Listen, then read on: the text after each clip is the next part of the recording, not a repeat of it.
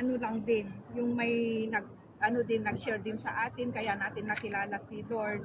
Kaya hindi dapat natin ipagdamot sa iba kung ano man yung knowledge natin, yung mga ano man ang magagawa natin sa abot ng makakaya natin.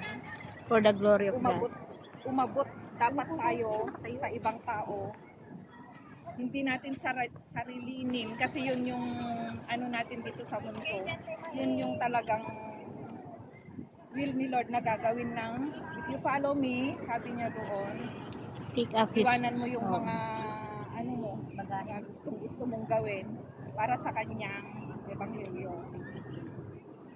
Ito yung sabi dito, followers are instructed to teach obedience to all Jesus commandments, specifically his moral technique, a teaching such as those in the Sermon on the Mount. Yung promise niya dito is, I am who I am with you always. Yes. Isipin natin na wag natin palang isipin na yung mapapahiya tayo kung anong isipin ng mga tao sasabihin natin. Isipin natin si Lord yung nagsasalita. Then ask the Holy Spirit na i-guide niya tayo, humingi tayo ng knowledge at wisdom, hindi lang yung nanggagaling lang sa ano natin, yung gusto lang natin sabihin. Kasi kung wala ang tulong ng Espiritu is wala talaga tayong magagawa, mawala pa tayo sa yung mga sinasabi natin, hindi tuloy nila maintindihan. So always ask the Holy Spirit na i-guide niya tayo bago tayo mag-start. Punuin natin ng ano niya, presence niya ang ano natin bago tayo magpagamit. Ask natin na i-renew niya yung heart natin kasi minsan punong-puno tayo ng dala-dala. Baka yung dala-dala natin yun yung ma-share natin na hindi dapat. Yung bigatin na. Aray ko. Ayun lang. So, dapat magkaroon din tayo ng humbled heart. Humbleness. Humble heart. Yung humility. Ano para sa ibang tao. Ayan na yung init. At mainit. Ayan na. Amen. Ayan na.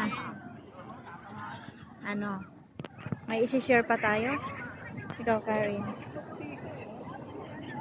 Dagdag ko lang dun sa ano ni ate. Kasi yung text natin is, kung naman ate, huwag naman, ano yung araw? It's the light. Huwag mo na intindihin yung Kasi araw. yung verse natin is, ito yung pinaka ano, bakit po tanong ko lang, bakit po hanggang ngayon is hindi po na-fulfill yung the Great Commission. Sa tingin po natin, bakit hanggang ngayon hindi pa siya na-fulfill? Kasi marami pang hindi naligtas. Kasi hindi talaga natin minsan po kasi hindi natin naintindihan ano talagang discipleship at hindi po natin ginagawa. Sa personally, hindi po natin ginagawa. And sabi nga sabi yung sa text natin is go and make disciples. So, ang in-mention ko dito is what is discipleship? So, yun nga yung na-mention ni ate na living like Christ. Yung nabubuhay tayo na naayon po sa kalooban ng Panginoon. Ang pinaka number one na example po natin is si Jesus Christ. Yes. And tandaan po natin, no? Living like Christ is not a one-time event. Yes. It's Hindi a ano. lifetime process. Araw-araw po tayong binabago ng Panginoon. And sabi niya, sunod doon is the question is, how do you disciple? Paano po ba tayo mag-disciple? And discipleship requires, yung sabi ni ate, modeling. Yun, inomodel natin. Nakikita sa buhay natin yung discipleship.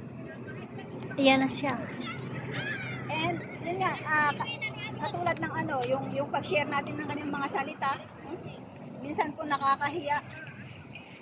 Sabi nga, wag mo ikahiya kasi pag kinakahiya mo si Jesus. Kaya hanggang ngayon po, hindi po natin namimit yung Great Commission kasi nga po number one po na karakter po ng as a tao talaga po. Parang nakakahiya pong i-share ang salita ng Panginoon. Ang hirap pong i-model siya. And hindi lang po modeling, also relationship. discipleship requires relationship kasi ang hirap-hirap po na mag-disciple po kung wala tayong magandang relationship. Yes. Yung unang ano natin, yung sa sarili Sa muna. sarili po natin, Yan ang una natin. paano po natin i-disciple? Like po, example po is yung our family. Paano mo i-disciple yung family mo kung sa buhay mo hindi nakikita? So mahirap pong sabihin natin sa kanila na ganito si Jesus. And discipleship is living like Him. Tapos tayo po hindi po natin na i-model sa kanila or hindi po nakikita sa buhay natin paano po natin sila madi-disciple. So, yun nga po, discipleship requires modeling and relationship. Katulad din po sa pag-evangelize, pag nag-evangelize po tayo, kailangan po munang magkaroon ng relationship dun sa kausap po natin. Kasi Yes. kung agad-agad na, halimbawa, pagpunta po natin, titirahin mo agad na, magbago ka na kasi darating ng Panginoon. Hindi siya makikinig sa'yo. Yes. So, una po lahat, magkaroon po muna tayo ng relationship dun sa tao. Paano ba magkakaroon ng relationship dun sa tao?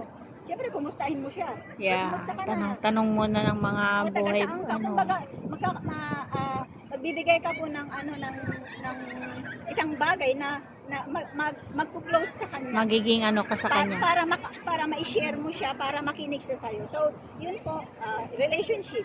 Lamang po, and Yes. baka mahirap pa rin. Ayan, si ano, Karen, ikaw. Ay, Bunso, ikaw. For me, sa akin siguro, courage. Kasi, di ba nga ako ng Panginoon sabi, go and make disciples.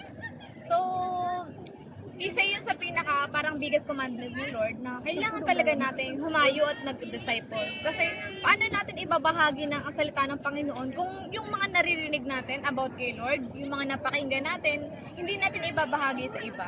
Diba? Paano yung mga taong unbelievers, paano sila makakakilala sa Panginoon kung tayong mga nakakilala